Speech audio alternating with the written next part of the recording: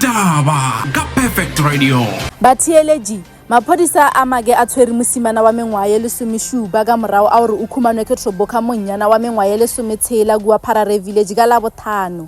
Mmoledi wa maphodisa a Limpopo Colonel Malesela Ledwaba o a tlhalosa. Amra wa tiragalo maloko a sekgao sa murder and robbery sa province setlhopha sa trekking sa Mopane mmogo le matseka a maki ba thomile ka dinyatsho tse di tseneletsego tseo ka morago di ile go tša lebišo go golegeng ga mogononelwa e le go lesogana la mengwaga le somešupa yo a bego a le bookelong ka mokibelo wa la 2 Mopitlwe 2026.